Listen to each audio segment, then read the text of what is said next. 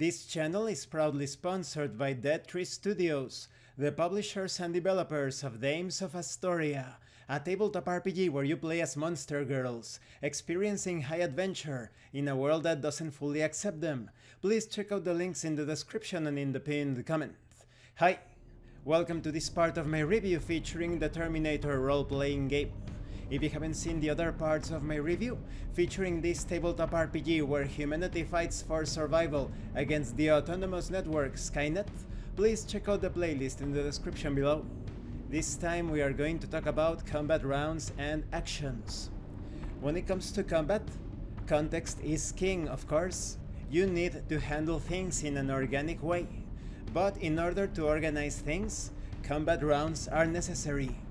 During a single combat round, each combatant will take a single action from various actions such as movement action, prepare actions, attack and defense actions, auxiliary actions. When it comes to auxiliary actions, these are somewhat tricky.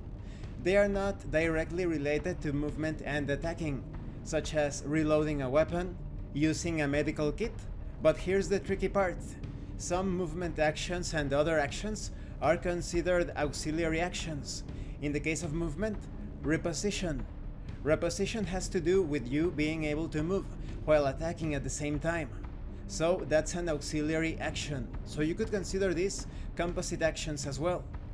When it comes to failing an action, occasionally after declaring an action but before a combatant gets to act, situations may arise that prevent the chosen action from being performed.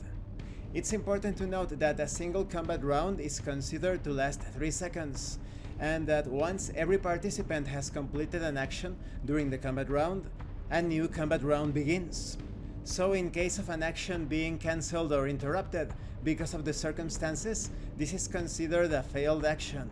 Examples may include performing a charge against an opponent who has moved out of range. So in these situations, an auxiliary action may be performed instead, with a penalty to the action, of course depending on the context. Maybe you have no penalty at all. It all depends on the situation. Now when it comes to hope and actions, a point of hope can be used to gain an extra action. The character spends hope in the declaration phase of combat and declares all their actions at the same time. They then resolve both actions at the same time. So with this round structure you will be able to move, to reposition, to recover, to charge. You can even make cold shots. And this concludes this part of the review. In the next part we are going to talk about attack and defense. The round structure is pretty simple to understand, but this role-playing game is quite strategic, because you are declaring your actions beforehand. Maybe one of those actions cannot be carried out because circumstances have changed, so now you need to adapt and adjust and use a tactical auxiliary action. Thank you for watching this part of the review. Don't forget to leave a like, a comment and subscribe. And thank you so much to those of you that are going the extra mile to support the channel.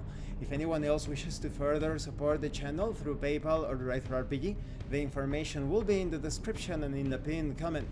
This has been Abraham El Jaguar, a professional game master. If you want me to run a game for you, please check out the pinned comment as well. And remember, it is better to roleplay and fail in character than not to roleplay and fail as a player. Once again, thank you and see you later.